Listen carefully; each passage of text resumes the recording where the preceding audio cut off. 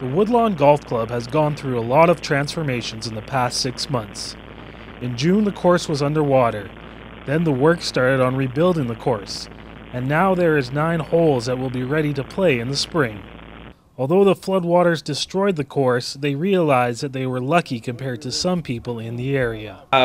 Basically, we got a phone call about 7 o'clock in the morning, and we had to be out of there by noon. So it was, by the time everybody got down there and started sandbagging, it was around 8:30, 8 o'clock, and it was amazing actually how fast people were down there, and I mean, the community helps out big time in situations like that. So you really don't think about it at that point in time, because it hasn't hit. And then I was out of town, and I kept getting text messages from the RM, but the cubic meters were going, they were letting out, and all of a sudden I knew that we had no hope.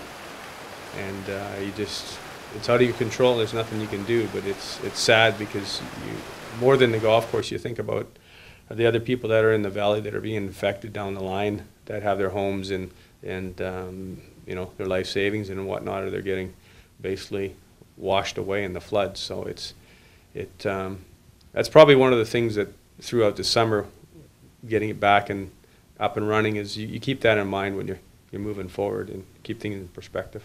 With a whole season without golf, the club has struggled financially, and now there is a lot of bills piling up. It takes a different level of understanding to know that you know, it's such a different situation than what we were planning. Obviously, we were planning for an upgrade, we were planning for an expenditure, but it could come on our timeline.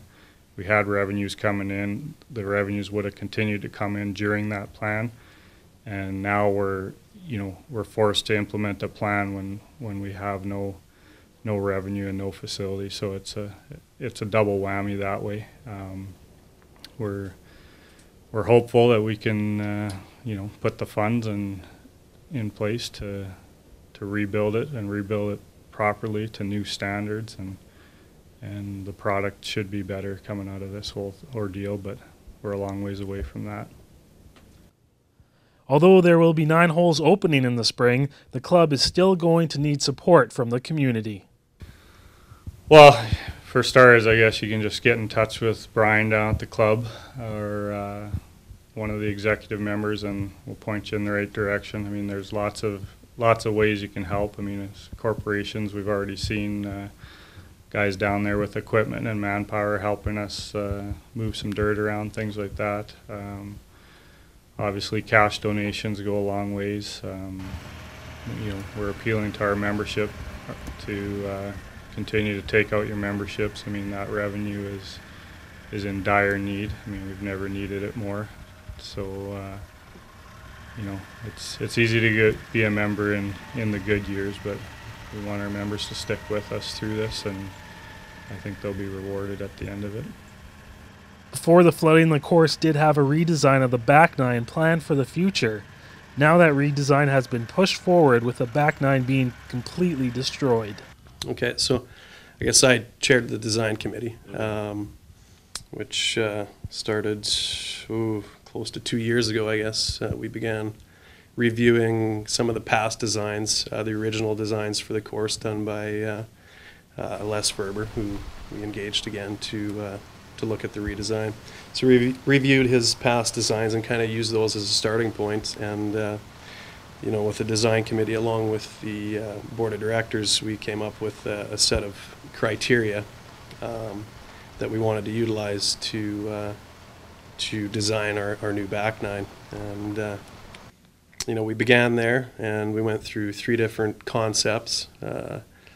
Or 3 different designs, I guess, and then we finally settled on our 3rd design, and then actually did 3 revisions to that design as well before we finally settled on something on paper anyway that we thought would really appeal to the membership and to the community.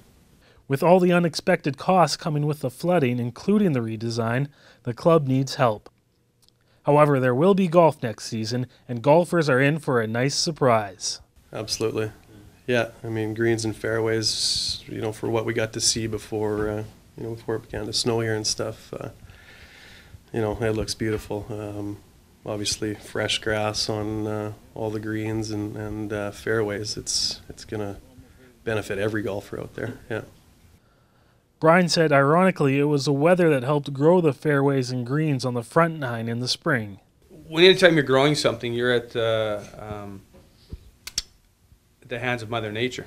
And obviously we just came through a disaster that Mother Nature laid on us, and so you're hoping, and it turned around. We had basically a drought after the big flood, which helped us because we have an irrigation system, so we can grow. We need sunshine. You don't get the sun, and you know, if you get rain right after you seed, it can actually wash away the seed, and you have to go back and reseed. So we were fortunate. We had a pretty good grow in. So, and the people are going to notice that come springtime.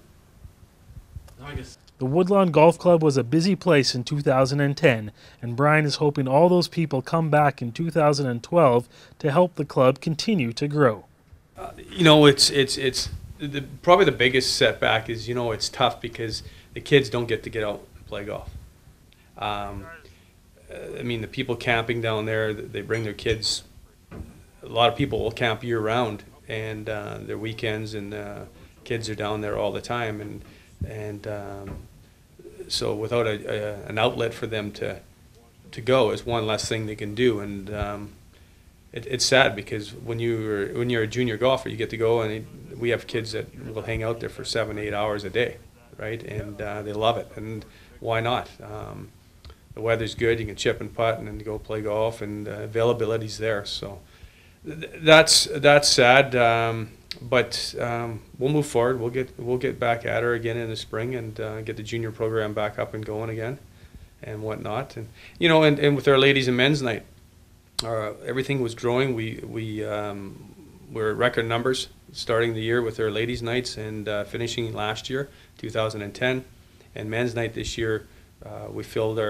We were basically full at 36 teams, which puts out 144 people every Wednesday night at 5:30. So, a great avenue for people to get out and socialize and get away from their daily busy lives. And as you know, in Estevan, everybody's busy with their work, and so it's good to see get out, and it also some networking in business. You know, it's a great avenue for people to sponsor men's night. They got a captive audience of 144 guys in various industries and whatnot. So it's kind of a meeting ground in the summer for most people.